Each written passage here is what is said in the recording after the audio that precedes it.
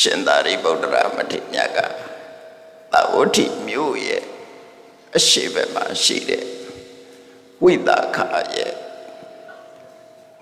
မိဂရမတုပါဒတာဆိုတဲ့ပုပ္ပယုံကျောင်းမှာတရင်သုံးကြတယ်ရသော်ပြကသာဝတိမြို့ရဲ့တောင်ဘက်စေတော်ကျောင်းမှာတရင်သုံးတာရှင်သာရိပုတ္တရာကမြို့ရဲ့အရှိဘက်ပုပ္ပယုံကျောင်းတော့မှာတရင်သုံးတယ်အဲ့ဒီအချိန်မှာရှင်သာရိပုတ္တရာကယံပရိသတ်ကိုဟောတဲ့တရားပွဲတစ်ပွဲဆင်ကျင်ပါတယ်အဲ့ဒီတရားပွဲကပရိသတ်မြောက်များစွာလူတုပရိသတ်ကတော့ရဟန်းတော်တွေပဲရှိတယ်သိပ်မများဘူးသို့တော့စัจ java လာကရှောက်ရှိလာကြတဲ့နတ်မြတ်ပရိသတ်ကအလွန်များတယ်မဟာသမယသုတ်တံဟောတော့ကပရိသတ်တွေများတယ်လို့ရှင်သာရိပုတ္တရာရဲ့တရားပွဲကိုပရိသတ်တွေအများပြရောက်ရှိလာကြတယ်သို့တော့လူသားတွေမဟုတ်ဘူးနတ်တွေပြမတွေပဲဖြစ်တယ်ပေါ့နော်အဲ့ဒီသုတ်ရဲ့နာမည်ကသမစိတ်တသုတ်လို့ခေါ်တယ်သမစိတ်တဆိုတာငြိမ့်သက်ငြိမ့်ချမ်းတဲ့စိတ်ရှိသူလောကကြီးမှာငြိမ့်ချမ်းပြီးတော့ငြိမ့်သက်တဲ့စိတ်ရှိဖို့လိုအပ်တယ်ပေါ့စိတ်တကမငြိမ့်ချမ်းမှုဆိုလို့ရှိရင်လည်းငြိမ့်သက်မှုမရှိဘူးအဲ့တော့ဒီသုတ်တံမှာမြတ်စွာဘုရားကိုယ်တိုင်ကလည်းပဲတရားပွဲကိုကြွရောက်လာခဲ့တယ်ကြွရောက်လာပြီးတော့မြတ်စွာဘုရားကရှင်သာရိပုတ္တရာကိုတိုက်တွန်းစကား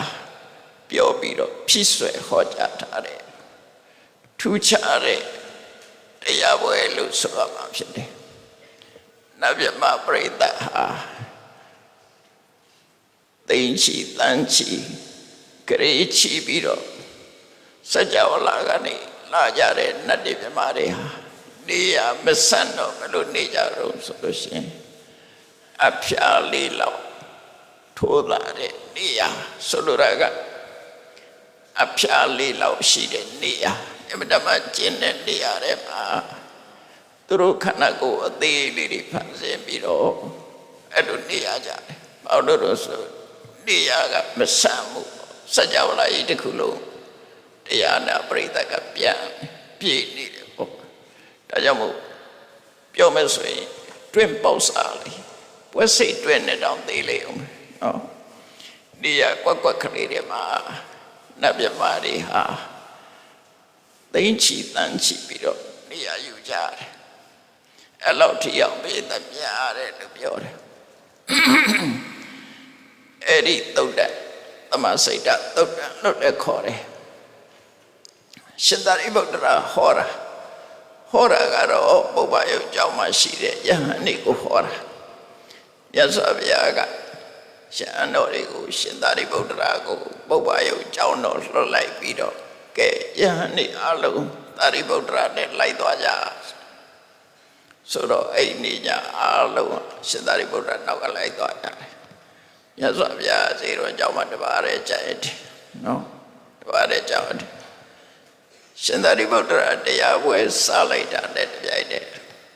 အစင်းစိတ်တရင်ရပြီးတော့နတ်တွေဆိုတာကားနဲ့လာကြမှာမလို့တာနော်နတ်တွေမှာလာဖို့လမ်းမှာလည်းပဲခိတ်ဆောင်တာမရှိဘူးလေခိတ်ကပိတ်ထားတာလည်းမရှိဘူး traffic light မိမစိမ့်နေလို့မလာရဘူးဆိုတာလည်းမရှိဘူးရောက်ချင်းချက်ချင်းရောက်လာကြတယ်စိတ်ထဲကရောက်ချင်တာနဲ့စိတ်ဓာတ်ကမ္မနာလို့ခေါ်တာနဲ့တရားပွဲသွားလိုက်အောင်မဆိုချက်ချင်းရောက်လာအဲ့ဒီလိုစัจ java လာပေါင်းရောက်များစွာကနတ်တိပြမတွေကတဆင့်ပြောသွားတဲ့တရင်စကားနဲ့ချက်ချင်းကြီးရောက်လာကြတယ်ရောက်လာလို့နေရမဆန့်တဲ့အတွက်ကြောင့်ပွဲစိတ်တွင်နဲ့ကျင်းနဲ့နေရလေးအဖျားဆိုတာကြည့်လေအဖျားလေးနဲ့ထောက်လိုက်တဲ့နေရာတွေကဘယ်လောက်ရှိ တိတိလေးအဲ့ဒီအပြားလေးလောက်ထောက်လိုက်တဲ့နေရာမှာနတ်တိပြမတွေဟာ10ယောက်အယောက်20ယောက်40ယောက်50စုပြီးနေကြတာနေရာမရှိတော့လို့သူတို့ရဲ့ခန္ဓာကိုယ်အသေးလေးတွေဖန်ဆင်းပြီးတော့နေကြတယ်အဲ့လိုနေတဲ့အခါမှာကျင့်ကြသလားအခုဆိုပိဋကတိများလူပြေပါကြကျင့်ကြတယ်လေပူတဲ့အိုက်တဲ့ဒေသဆိုပူဆိုးတာပေါ့နော်ကျင့်ကြတယ်အဲ့ဒီနတ်တွေကြတော့ခုနလိုအဖျားလေးလောက်ထောက်လို့ပြလို့ရတဲ့နေရာကျဉ်းချင်းလေးမှာ10ယောက်20 30 40 50 60ဆိုလို့စုပြီးနေထိုင်ကြတာကျဉ်းချင်းကြကြမဖြစ်ဘူးတဲ့သူတို့ချောင်းချောင်းချီကြည့်ပဲအဲ့လိုတယောက်ပိဋကကများတယ်လို့ဆိုတယ်ဒါကထက်ကတာကမှတ်ချက်ပေးထားတာဒီသုတ်တန်တော့ပိဋကများတာမရှိသလောက်ပဲရှင်သာရိပုတ္တရာဟောတဲ့မဲ့ပိဋကနတ်ပိဋကပြမပိဋကအများဆုံးတက်ရောက်တဲ့သုတ်တန်ပဲအဲ့တော့အဲ့လိုနတ်တွေဟာဘာဖြစ်လို့ကျဉ်းကျဉ်းလေးမှာအများကြီးခုလိုနေနိုင်ကြသလဲဆိုသူတို့မှာစိတ်ဓာတ်တွေငြိမ်သက်တယ်ငြိမ်ချမ်းတယ်နော်တယောက်တယောက်ဟိုတုံးဒီတုံးမရှိဘူးနော်တယောက်နဲ့တယောက်ထိခိုက်တာမရှိဘူးစိတ်ဓာတ်ကငြိမ်သက်ကြတယ်ငြိမ်သက်တဲ့အကျင့်သီလရှိကြတယ်ငြိမ်သက်နေသည့်အတွက်ကြောင့်အေးချမ်းတယ်ငြိမ်ချမ်းတယ်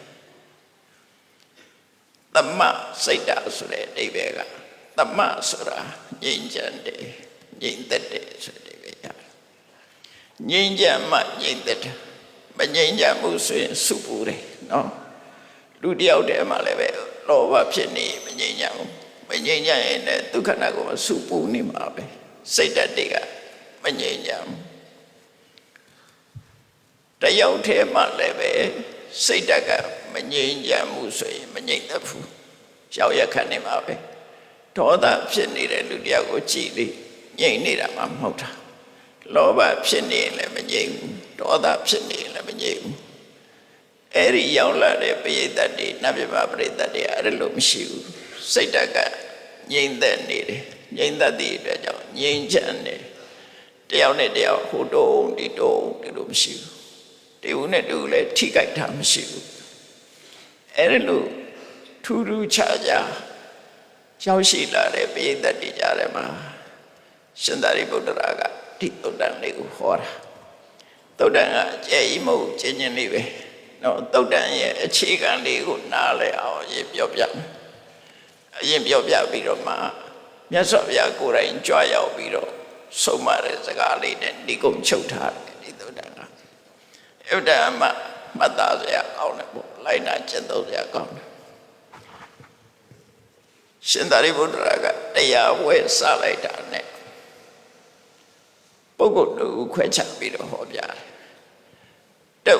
ကဣသတ္တသံယောဇနာဣ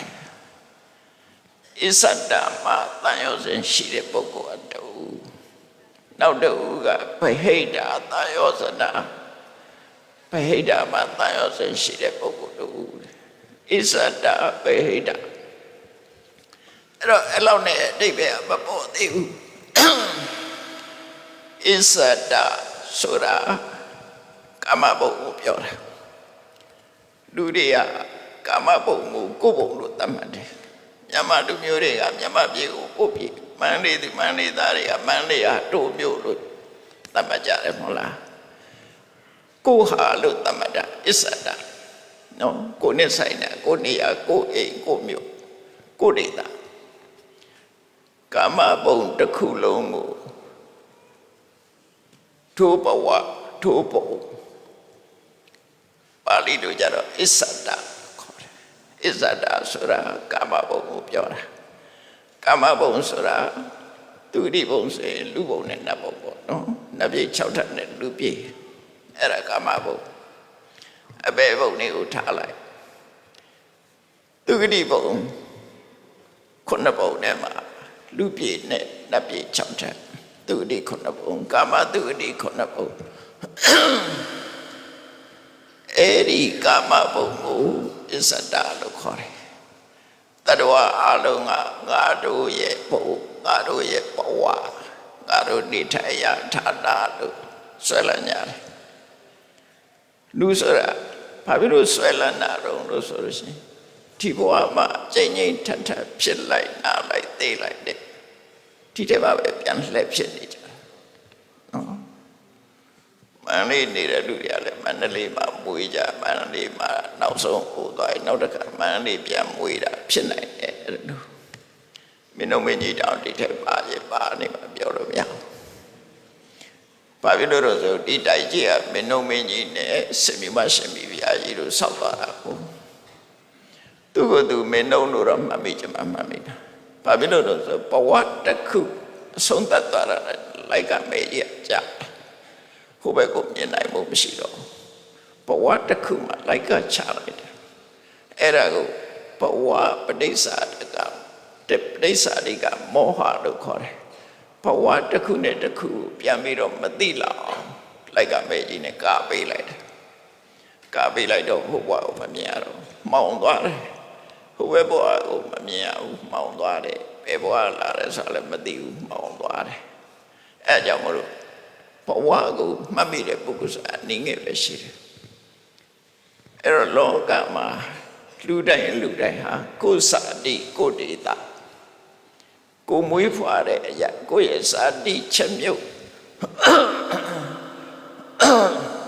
ကိုနေထိုင်ရာပုံဘဝအပေါ်မှာတန်ရောစဉ်ဖြစ်ကြတယ်ဒါကြောင့်မို့လို့ရှင်သာရိပုတ္တရာကရှင်အနိကိုဟောတဲ့အခါမှာငါရှင်တို့အစ္ဆဒ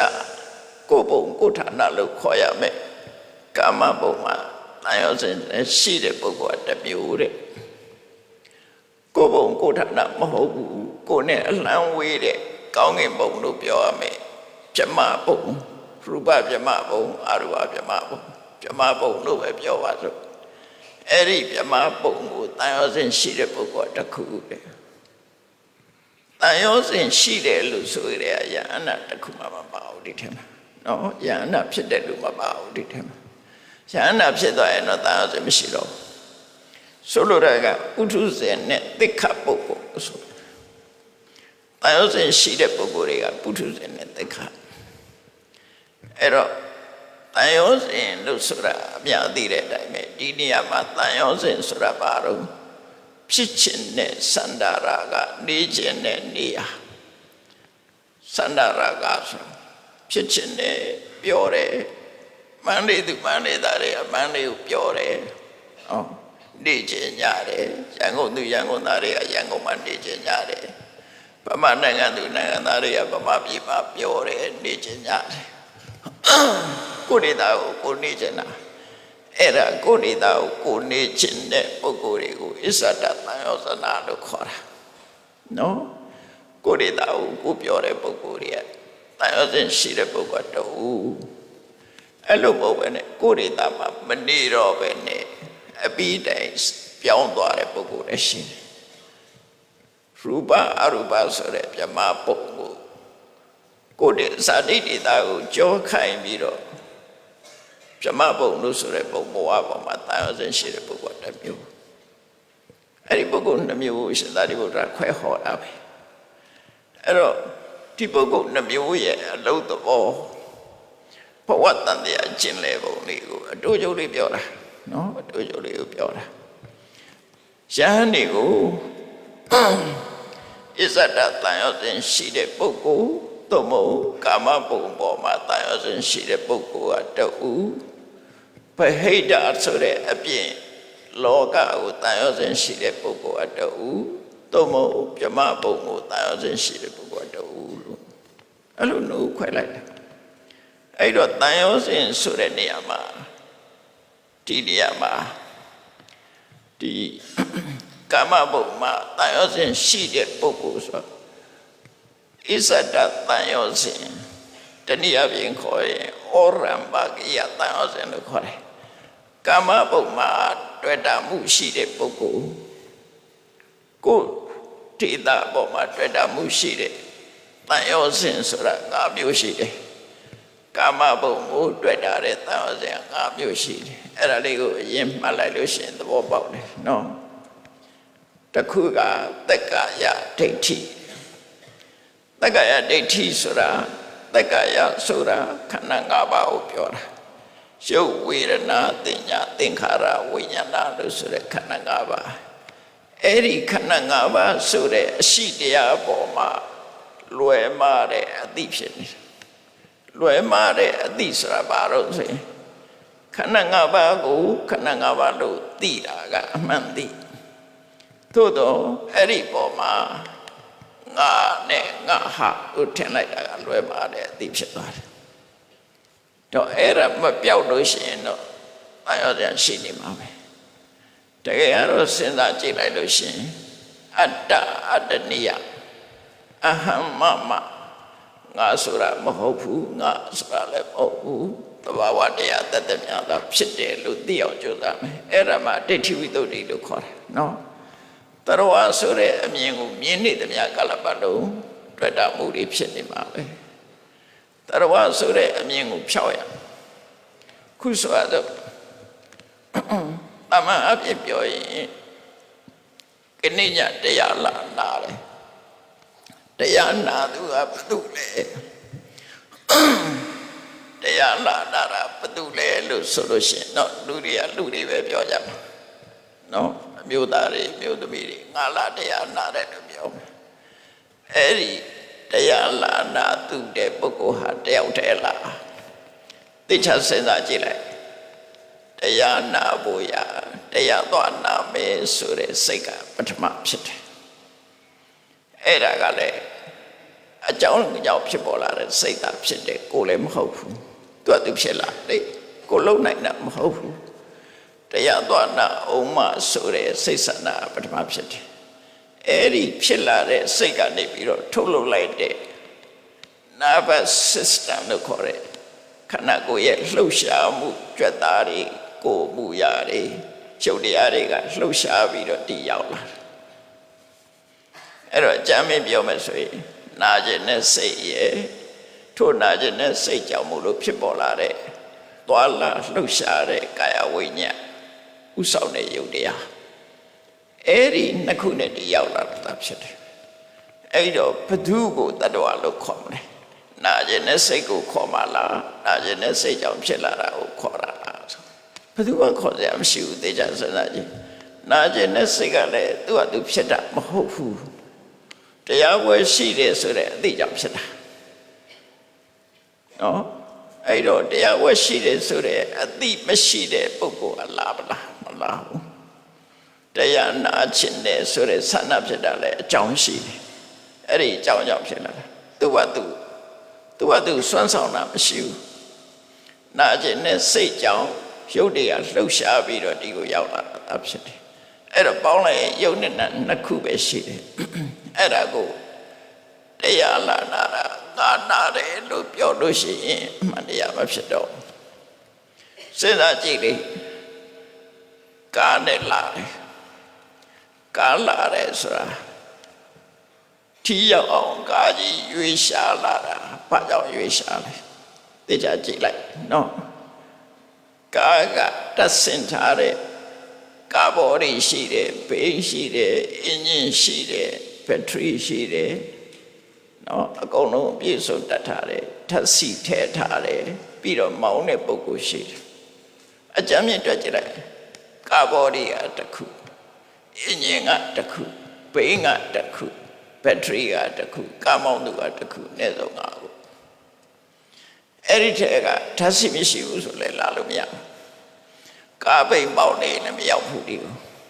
မောင်းသူမရှိရင်လည်းကားရွေးမှာမဟုတ်ဘူးအဲ့တော့အကြောင်းပုံများစွာစုလိုက်မှဒီကားရွေးရှာမှုဖြစ်တယ်အဲ့ဒါလိုပဲဒါလေးနဲ့စဉ်းစားရမှာနော်စဉ်းစားလိုက်တဲ့အခါမှာဒုတိယတရားပွဲရောက်လာတဲ့ဆိုတာနာကျင်တဲ့ဆန္ဒထို့နာကျင်တဲ့ဆန္ဒရဲ့လှုံ့ဆော်မှုကြောင့်ရုပ်တရားတွေရဲ့လှုပ်ရှားမှုနဲ့ဒီကိုရောက်လာတာဖြစ်တယ်ကားဟာလည်းထို့တူပဲအလုံးပေါင်းလိုက်တဲ့အခါကျတော့မှရွေ့ရှားလာတာဖြစ်တယ်ပေါ့ အဲ့တော့ကားထဲမှာရွေ့အောင်လုပ်တာဘယ်သူတုံးလို့မေးကြည့်ပါလားနော်ဒရိုင်ဘာကရွေ့အောင်လုပ်တယ်လို့ပြောရင်စီးမရှိပဲနဲ့သူရွေ့အောင်လုပ်လို့ရအောင်ဘေးမရှိပဲနဲ့သူရွေ့အောင်လုပ်လို့ရအောင်အင်ဂျင်မရှိပဲနဲ့လည်းလုပ်မရဘူးဘက်ထရီမရှိပဲနဲ့လုပ်မရဘူးအလုံးတက်ဆင်ထားတဲ့ပြည့်စုံစုံမရှိဘူးဆိုရင်သူဘာမှလုပ်လို့မရဘူးဆက်တောင်နှုတ်လို့ရမှာမဟုတ်ဘူးဟုတ်တယ်မလားအဲ့တော့အဲ့ဒီလိုအကြောင်းပေါင်းများစွာကဖန်တီးလိုက်လို့ဖြစ်လာတဲ့ရလဒ်တစ်ခုကိုငါဟာလို့သတ်မှတ်လို့လည်းမရဘူးငါလို့သတ်မှတ်လို့လည်းမရဘူးအနည်းဆုံးတတ္တဝါဆိုတာမဟုတ်ဘူးအကြောင်းနဲ့အကျိုးနှစ်ခုသာရှိတယ်တော့အဲ့ဒီအတွေ့ကအချင်းချင်းထပ်ထပ်တွေးမှရတယ်နော်တမန်တွေးရုံနဲ့မရဘူးနောက်တစ်ခေတ်ကြလို့ရှိရင်AI ဤပညာဆိုတာပေါ်လာခုတော့စနေartificial intelligence စက်ရုပ်တွေကနေလူတို့သိနေတဲ့အသည့်နော်စက်ရုပ်တွေကလူတို့သိနေတဲ့အသည့်မျိုးအဲ့ဒီတော့စက်ရုပ်ဟာလူလားလို့ဆိုရင်လူမဟုတ်ဘူးအဲ့ဒီတိုင်းပဲဘုန်းကြီးတို့တွေဟာဒီအသည့်တွေရှိနေတာတော့မဟုတ်ဘူးလို့တွေးလို့ရတယ်အကြောင်းနဲ့အကျိုးပေါင်းစပ်လိုက်လို့ဖြစ်လာတဲ့ရလဒ်တစ်ခုများသာဖြစ်တယ်အကြောင်းမရှိရင်မဖြစ်ဘူးကဲလူလည်းရှိတယ်ကျမကြီးလည်းကောင်းတယ်တရားနာခြင်းနဲ့စိတ်မရှိရင်ရောက်မလားရောက်ဘူးနော်ဒီစိတ်တစ်ခုဟာလည်းအကြောင်းတစ်ခုပဲဒါဖြင့်တရားနာခြင်းနဲ့တော့စိတ်တော့ရှိတယ်လူက paralyze ဖြစ်နေတယ်လေးဖြတ်ထားတယ်လာလို့ရမဘူးသွားစရာလာစရာစီးစရာကားရင်မရှိဘူးဆိုလည်းလာလို့မရဘူးအဲ့တော့ကြည့်လိုက်ပဲဆိုလို့ရှိရင်အကြောင်းပေါ်မှာမှီတဲ့အကျိုးတရားရဲ့ဖြစ်မှုသာရှိတယ်အဲ့ဒီလိုခန္ဓာ၅ပါးဟာခန္ဓာ၅ပါးသာဖြစ်တယ်ခန္ဓာ၅ပါးဆိုတာ physical body ရူပခန္ဓာအဲ့ဒီထဲမှာစိတ်ရခံစားချက်မှုဝေဒနာမှတ်သားမှုတင်ညာလှုပ်ဆော်ကြစိမှုသင်္ခါရအသိစိတ်ဝိညာဏအဲ့ဒါတွေပေါင်းလိုက်တာအဲ့ဒါတွေပေါင်းစပ်လာလို့လှုပ်ရှားလာတာဖြစ်တယ်တရားဝါဆိုတာမဟုတ်ဘူးငါလည်းမဟုတ်ဘူးငါဟာလည်းမဟုတ်ဘူးအကြောင်းကြောင့်ဖြစ်တာအကြောင်းမရှိဘဲနဲ့တခုမှမဖြစ်ဘူးလို့မြင်ရမှာဖြစ်တယ်အဲ့ဒါလို့မမြင်မဲ့နဲ့ခန္ဓာ၅ပါးကိုငါလှုပ်တာငါတရားနာတာဆိုတဲ့အတွေ့တွေ့လိုက်ရင်တက္ကရာဒိဋ္ဌိလို့ခေါ်တယ်တော့ပေါ့တယ်နော်တက္ကရာဒိဋ္ဌိဆိုတာတဘာဝအတိုင်းရှိနေတဲ့ယုတ်ဒီနတ်တွေကိုငါလို့ထင်တာငါဟာလို့ထင်တာအဲ့ဒါတက္ကရာဒိဋ္ဌိလို့ခေါ်တယ်အဲ့ဒါကမှားနေတဲ့အမြင်တစ်ခုပဲရိုဘတ်ဆိုတဲ့စက်ရုပ်ကြီးကိုလူလို့ထင်နေတာမွေးတရံလှုပ်ထားတာကိုမွေးစစ်လို့ထင်ပြီးတော့ကြောက်နေတယ်လို့ပဲနော်အဲ့ဒါလို့ဖြစ်နေတာဆီလီကွန်ရုပ်ကိုလူအစ်စ်ထင်ပြီးတော့တန်ရောစစ်ဖြစ်နေတဲ့လူလိုပဲဖြစ်မယ်တကယ်အဲ့တော့လူမဟုတ်ဘူးလူမဟုတ်ပဲနဲ့လှုပ်ပေးနေတာတွေခုခေတ်ကပြောကြတယ်အများရှိတယ်လေစိတ်တဲ့သွားလိုက်လို့ရှိရင်ကိုယ်နာနာရောက်တကားဖွင့်ပေးတယ်မဟုတ်လားဘယ်သူကဖွင့်ပေးလဲလူမရှိဘူးနော်တကားဖွင့်ပေးတယ်လူမရှိဘူးကိုယ်အပေါက်နာရောက်တာနဲ့တကားပွင့်သွားတယ်လူတွေကတော့ပြောတော့စဉ်းစားတတ်ထားတယ်မီးလိုက်ပဲထွန်းပေးတယ်လူရောက်သွားရင်မီးရလင်းဘယ်လဲဒီအဲ့လူမဟုတ်ဘူးအဲ့တိုင်းပဲဘုန်းကြီးတို့တွေကိုလူသက်ရှိတဲ့တော်တွေကိုကြည့်လိုက်ရင်အဲ့တိုင်းပဲလူသားမှတ်တာအဲ့ဒီမှာငါဆိုတာလည်းမရှိဘူးငါဆိုတာလည်းမရှိဘူးဆိုတာအဲ့ဒါကိုပြောတယ်အဲ့ဒီလိုရှိတယ်လို့ထင်နေတယ်မှားယွင်းနေတဲ့အမြင်ကိုတက္ကာယဒိဋ္ဌိလို့ခေါ်တယ်နော်တက္ကာယဒိဋ္ဌိဆိုတာတစ်ခုရပြီနော်တက္ကာယဒိဋ္ဌိသီလပတ္တပရမတ္တဆိုတာမှားယွင်းတဲ့အလေးထားတစ်ခုလေ့ကျင့်ပြီးတော့တန်တရားကလွတ်နိုင်တယ်လို့ယူဆတာဥပမာပဲခွေးဘဝရောက်မဲ့အကုသိုလ်တွေကိုခုကလေးကခွေးလို့နေလိုက်လို့ရှိရင်လွတ်သွားတယ်လို့ယူဆတယ်နွားဖြစ်မဲ့အကုသိုလ်တွေကိုခုဘဝကလေးကနွားလို့နေလိုက်မဲ့ဆိုရင်လွတ်တယ်လို့ယူဆတယ်သီလပတ္တ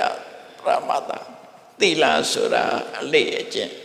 အဲ့ဒီအလေးအကျင့်ကိုဝတ္တဆိုတာခံယူဆောက်တည်ပြီးတော့ကျင့်သုံးတာလွယ်မာတဲ့အကျင့်အဲ့ဒီအကျင့်ဖြင့်တ န်တရားကလွတ်တယ်လို့ယုံကြည်တဲ့မှားရတဲ့အမြင်ကိုသီလဝတ္တပရမတ္တလို့ခေါ်တယ်သီလဝတ္တသီလကနွားရဲ့အမှုအကျင့်ခွေးရဲ့အမှုအကျင့်အဲ့တော့နွားကဘလို့အမှုကျင့်ရှိတာနွားဆိုတာလိဘထောက်သွားတယ်မျက်စားလို့ရှိရင်လက်နဲ့ယူစားတာမဟုတ်ဘူးကောင်းကြီးငုပ်ပြီးတော့ပါးစပ်နဲ့ကိုက်စားတယ်နော်လူတွေနဲ့မတူတဲ့နွားရဲ့အမှုရာတွေများရှိအဲ့ဒီအမှုရာအတိုင်းလိုက်ပြီးတော့ကျင့်တာဒီလိုကျင့်လို့ရှိရင်နွားဘဝရောက်မဲ့အကုသိုလ်တွေကုန်တယ်ဆိုတဲ့ယူဆချက်နဲ့ကျင့်ခွေးကဘလို့နေလဲခွေးဆိုတဲ့အကောင်လည်းလေးပဲထောက်သွားတာအစားစားရင်လည်းပါးစပ်နဲ့ကိုက်ရက်စားတာမြေကြီးပေါ်မှာထားတာအစားနော်အဲ့တိုင်းပေါ့အဲ့လို့ရှိရင်လည်းခွေးခွေးလေးအိတ်တတ်တယ်လမ်းဘေးမှာအဲ့ဒီအမှုကျင့်တွေကိုတန်တရားကလွတ်ကြောင်းဆိုပြီးလိုက်နာကျင့်တာကိုသီလပတ္တပရမတ္တလို့ခေါ်တယ်အဲ့ဒီအယူဆရှိနေသမျှကာလပတ်လုံးတန်တရားကမလွတ်ဘူးတဲ့ဒါအစ္ဆဒတန်ရောစဉ်နဲ့ပဲပါတဲ့တန်ရောစဉ်၅ပါးကိုပြောတာနောက်တစ်ခုဝိသိကိစ္စဝိသိကိစ္စဆိုတာဖယားတရားတန်ခါကိုကျင့်ရမယ်ကျင့်တရားနဲ့ပတ်သက်ပြီးတော့ဟုတ်ပါမလားဖယားရှိတယ်ဆိုတာရောတကယ်ဟုတ်ကဲ့လားဖယားဟောတဲ့တရားဆိုတာရောတကယ်ဟုတ်ကဲ့လားစသဖြင့်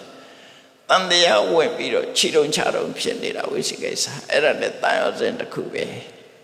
အဲ့တော့ထပ်ပြောမယ်ဆိုရင်တက္ကရာဒိဋ္ဌိကတန်ရောစဉ်တစ်ခုသီလဝတ္တပရမတ္တကတန်ရောစဉ်တစ်ခုဝိသိကိစ္စကတန်ရောစဉ်တစ်ခုအဲ့ဒီတန်ရောစဉ်၃ခုအဲ့ဒီတန်ရောစဉ်၃ခုယနေ့မှရှိနေသမျှကာလပတ်လုံးနော်သူကကောင်းကင်ဘုံကိုတက်မယ်ဆိုလို့ရှိရင်ကောင်းကင်ဘုံတက်သွားလို့ရှိရင်သူကတားမြစ်တယ်မသွားနဲ့နော်မသွားနဲ့ကိစ္ဆန္တံဒီဝရန္တိဣဇဒတန်ရောစဉ်ဖြစ်ဖို့လူဘုံကလွယ်ပြီးဘယ်မှမသွားချင်ဘူးဆိုတဲ့စိတ်ပေါ်နေတာသူတို့ကတားတယ်ကိစ္ဆန္တံသွားမယ်လို့လို့ရှိရင်လေနိဝရန္တိသူတို့ကတားမြစ်လိုက်တာမသွားတော့ဘူးကိုယ်ဘုံတော့ကောင်းတယ်မထင်ဘူးခတံပฏิအာနတိအေးကိုလူယုံပြီးတော့ထွက်သွားလို့ကောင်းကင်ဘုံရောက်သွားတယ်ပြမဘုံရောက်သွားရင်လည်းပြန်လာခဲ့ဆိုခေါ်တယ်မန္တလေးသားကမန္တလေးပြန်ခြေချတယ်နော်အကောင်းဆုံးနေရာရွေးလိုက်ရင်ကိုမန္တလေးပဲအကောင်းဆုံးထင်တာမြန်မာလူမျိုးကလည်းကိုမြန်မာပြည်အကောင်းဆုံးလို့ပဲထင်တာအဲ့ဒါဒီတန်ရောစင်တွေကပြန်ပြီးတော့ကိုပြန်ဆွဲယူတာအဲ့တော့အခုမှတ်ထားဖို့ရတက္ကရာဒိဋ္ဌိကတန်ရောစင်တစ်ခုနော်သီလပတ္တပရမတ္တကတန်ရောစင်တစ်ခုဝိသိကိစ္စကတန်ရောစင်တစ်ခုအဲ့ဒီတန်ရောစင်သည်တခြားထွက်သွားမယ်ဆိုရင်တားမြစ်တယ်မသွားနဲ့ရောက်သွားပြန်ရင်လည်းပြန်ခေါ်တယ်အဲ့ဒါကြောင့်မလို့ဥပမာပေးထားတာရှိတယ်လူတယောက်ဟာကောင်းကင်ဘုံတက်မယ်ဆိုရင်ခြေတော်မှာခြိထားတာကျိုး၅ချောင်းရှိတယ်အပေါ်တက်ရင်ဆွဲချတယ်ကျိုး၅ချောင်းခေါင်းမှာခြိထားတာကျိုး၅ချောင်းခြေတော်မှာခြိထားတာကျိုး၅ချောင်းအဲ့ဒါကိုတန်ရောစဉ်10မျိုးလို့ခေါ်တာနော်အခုဟာကိုဣဇဒတန်ရောစဉ်ဆိုတာအခုပြောတာ၃ခုပြောပြီးသွားပြီနော်နောက်တစ်ခုကြံသေးတယ်နောက်တစ်ခုကပါကာမိစ္ဆန္ဒကာမဆိုတာလူချင်းစရာနှစ်သက်စရာအာယုန်တွေကိုကာမလို့ခေါ်တယ်ကဲလိုက်ကြည့်လိုက်လေလူတွေကဘာတွေလူချင်းနေကြတော့ဘယ်မှာပြောနေကြတော့မျက်စိကကြည့်ပြီးတော့အစင်အာယုန်ပေါ်မှာပြောတယ်နားကနားထောင်ပြီးတော့အသံအာယုန်ပေါ်မှာပြောတယ်နှာခေါင်းနဲ့နမ်းရှူရတဲ့မွေးကြိုင်တဲ့အနံ့ပေါ်မှာပြောတယ်လျှာနဲ့အရသာခံရတဲ့အရသာပေါ်မှာပြောတယ်ဟုတ်လားဒါအချင်းချုပ်ပြောလိုက်လို့ရှိရင်မျက်စိနာနာလျှာကာယနဲ့အစင်အတန်အနံ့ရတာအထီးအတွေ့ဆိုတဲ့ကာမတွေပေါ်မှာလူတွေပြောနေကြတာရှုံးမထွက်နိုင်ဘူးအဲ့ဒါပဲလောကမှာပြောစရာလို့ထင်တယ်အဲ့တော့စဉ်းစားကြည့်လိုက်လို့ရှင်အရက်တောက်တဲ့လူကဘယ်အာယုံမှာပြောတယ်လို့ထင်တာရတ္တယုံမှာပြောတာသူက အရက်ကလေးတများများနဲ့နေလေရလို့ရှိရင်အရက်ကအရသာမရှိဘူးလို့ပြောတယ်ကိုတော့တောက်မကြည့်ဘူးတောက်ဖူးတဲ့လူတွေတော့သိမှာ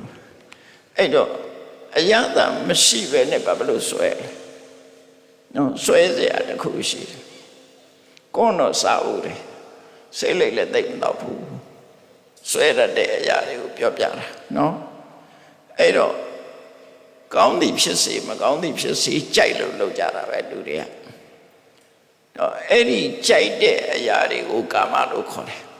ကိုကြိုက်လို့လုပ်တာကိုကြိုက်တာအပါတွေတော့ဆိုရင်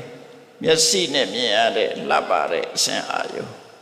နားနဲ့ကြားရတဲ့တာရတဲ့အသံနှာခေါင်းနဲ့နှမ်းရှူရတဲ့မွေးကြိုင်တဲ့လက်ကြည့်ဖို့လေကဘာမှပစ္စည်းတွေထုတ်နေတာအဲ့ဒါတွေပဲထုတ်နေတာပဲလေအမွေးအကြိုင်တွေထုတ်တာဆိုလည်းအများကြီးပဲပိုးဆိုးဆုံးကတော့ဘာတော့ရတ္တလျာနဲ့ထိတွေ့ရတဲ့ဟာကလူတိုင်းကအစာမစားပဲမနေနိုင်ကြအောင်စားမစားပဲမနေနိုင်တော့အပေါ်ဆုံးကထမင်းဆိုင်နေပဲကိုယ်ချက်တာလည်းမကြိုက်သေးဘူးပဲဆိုင်ကအချက်ပြုတ်ကောင်းနေဘာထမင်းကကောင်းနေစဉ်းစားကြည့်ပေါ့အခုမှလေးပါစပိတ်ထမင်းတော့ရှိသေးနော်တပြင်းတပင်းနေလည်းပြည့်နေပဲမျိုးစုံရှိရလေအဲ့တော့အဲ့ဒီလိုဖြစ်တာဘာကြောင့်လဲဆိုရင်အဲ့ဒီကိုကြိုက်တဲ့ကြိုက်လို့ဖြစ်လာတယ်အဲ့တော့ကာမဆိုတာနှစ်သက်စရာစိတ်ထဲမှာခံစားစရာကိုကြိုက်တဲ့အရာအာယုံကိုကာမလို့ခေါ်တယ်အဲ့ဒီကာမပေါ်မှာစန္ဒနှစ်သက်တဲ့ဆန္ဒဖြစ်နေတယ်အဲ့ဒါကတန်ရုံစဉ်တစ်ခုဖြစ်သွားတယ်ရှုံးမထွက်နိုင်ဘူးအဲ့ဒါလူတွေကမနဲ့ဆိုရင်ကော်ဖီဆိုင်သွားထိုင်ကြပြီလေရှုံးထွက်နိုင်ဘူးလေမနဲ့အဲ့ရထိုင်ရင်ကော်ဖီတောက်ရမှာတချို့အကျင့်ကလေအဲ့တော့လူတိုင်းတော့မတူတတ်ဘူးပေါ့အဲ့တော့အဲ့ဒါကိုကာမစန္ဒလို့ခေါ်တာပြောစရာအာယုံကတာပဲအဲ့ဒါလည်းပဲတန်ရုံစဉ်တစ်ခုပဲနောက်တစ်ခုပြပါတာလူတွေဟာအလိုမကျရင်စိတ်ထဲမှာမကြည်မနှက်ဖြစ်ကြတယ်မကြည်မနှက်ဆိုတာဟာအိမ်နိုင်မှာလည်းရှိတယ်ဒေါသလို့လည်းခေါ်တယ်ပြပါတာလို့လည်းခေါ်တယ်နော်မကြည်နှက်ဘူးဆိုတဲ့ရှိနေတယ်အမြဲတမ်းကြည်နှက်တာရှိတယ်လို့မကြည်နှက်ဘူးဆိုတာရှိတယ်အလိုမကျကလေးတွေငိုတာအလိုမကျလို့ငိုတာစိတ်ကောက်တာအလိုမကျလို့တယောက်နဲ့တယောက်အပြောမတတ်ဘူးရံဖြစ်တာလို့မကြအဲ့တော့ရပါလားအိမ်နိုင်ရမဖြစ်တဲ့လူရှိရလားရှိမှာမဟုတ်ဘူးနော်အဲ့လိုမကြဖြစ်တာပဲအမြဲတမ်းအဲ့ဒါကိုပြပါတာလို့ခေါ်တယ်အလိုကြရင်ကာမစန္ဒအလိုမကြရင်ပြပါတာအိမ်အောင်ပြုကြပြီးတော့မိသားစုဘဝထူထောင်ကြတယ်အစပထမတော့ကာမစန္ဒပဲနောက်ပိုင်းကျတော့တယောက်နဲ့တယောက်လို့ကြောက်ပြပါတာဖြစ်တော့ပါကြတော့ကွဲကြပြန်ပြတ်ဆဲကြပြန်အဲ့ဒါပဲလေနော်အဲ့ဒါလည်းတန်ရုံစဉ်ပဲအဲ့တော့ပေါင်းလိုက်တော့တန်ရုံစဉ်ပဲတစ်ခုဖြစ်သွားငါအခုတက္ကာယဒိဋ္ဌိသီလဝတ္တပရမတ္တဥစိကိစ္စကာမိစန္ဒပြပါတာအဲ့ဒီတန်ရုံစဉ်ကိုအစ္ဆဒတန်ရုံစဉ်လို့ခေါ်တယ်အစ္ဆဒဆိုတာကာမဘုံနဲ့ပတ်သက်တဲ့တန်ရုံစဉ်အဲ့ဒီမှာဒီကာမိစန္ဒနဲ့ပြပါတာအလိုကြခြင်းနဲ့မကြခြင်းလောဘနဲ့ဒေါသဒီနှစ်ခုကိုမဖယ်နိုင်လို့ရှိရင်ကောင်းကင်ဘုံသွားလို့မရဘူးပြမမဖြစ်ဘူးလို့ပြောတာနော်ကောင်းကင်ဘုံမရောက်ဘူးကာမိစန္ဒရှိနေသမျှကာလပတ်လုံးကောင်းကင်ဘုံမရောက်ဘူးကောင်းကင်ဘုံရောက်အောင်သူတို့ကိုသမပတ်နဲ့သို့မဟုတ်စံတရားနဲ့သမာဓိတရားနဲ့ဝိခမနာပဟနဲ့တွန်းလှန်ဖယ်ရှားနိုင်လို့ရှိရင်ခိတ္တကနာတော့ရောက်မယ်ဒါပဲပြန်ဆွဲခေါ်လိုက်မယ်သူကနောက်တဲ့ပြပါတာဒေါသဖြစ်နေတဲ့ပုဂ္ဂိုလ်တယောက်ကလည်းပြမဖို့မရောက်နိုင်ဘူးအဲ့ဒါကိုတမ္ပပတ်နဲ့ပြန်ပြီးတော့ ယ်ရှားထားနိုင်မှရောက်နိုင်တယ်အဲ့တော့ဒီတန်ရောစဉ်၅ပါးကိုအစ္ဆဒတန်ရောစဉ်လို့ခေါ်တယ်အဲ့ဒီအစ္ဆဒတန်ရောစဉ်ရှိတဲ့ပုဂ္ဂိုလ်တွေပဲပုဂ္ဂိုလ်တွေလေနံပါတ်1ပုထုဇဉ်နံပါတ်2ကသောတာပန်သဂရခာနော်သောတာပန်သဂရခာအဲ့ဒီပုဂ္ဂိုလ်တွေကပုထုဇဉ်တွေကတော့အပြည့်ရှိသောတာပန်ဖြစ်ရင်လည်းပဲဒီတန်ရောစဉ်ရှိနေသေးတယ်မကဲနိုင်ဘူးသဂရခာဖြစ်ရင်လည်းဒီတန်ရောစဉ်မကဲဘူးဒါကြောင့်မို့လို့အဲ့ဒီပုဂ္ဂိုလ်တွေဟာလူပြေကိုပြန်လာတာဟာဒီကာမဘုံကိုပြန်လာတာဟာအစ္ဆဒတန်ရောစဉ်ကြောင့်ပဲလို့အဲ့ဒါကိုတနည်းအားဖြင့်ပြောရင်ဩရမ္ပါကိယတန်ရောစဉ်လို့ခေါ်တယ်အောက်ကိုဆွဲတဲ့တန်ရောစဉ်ခြေတော်မှာချီထားတဲ့ကြိုးငါကြောင့်လို့ပြောတယ်ကောင်းကင်ဘုံတက်သွားဗြဟ္မာဖြစ်ပြန်ဆွဲချတယ်နော်ပုရုဇဉ်ပုဂ္ဂိုလ်တွေကဗြဟ္မာဖြစ်တော့တဝင်းဝင်းဝက်ဆက်ခြင်းမှာတရှုပ်ရှုပ်ဆိုတဲ့စကားလိုပဲဗြဟ္မာဖြစ်တဲ့အခါဖြစ်တယ်ဝက်ဖြစ်တဲ့အခါဖြစ်တယ်ဒီလိုပြောတာနော်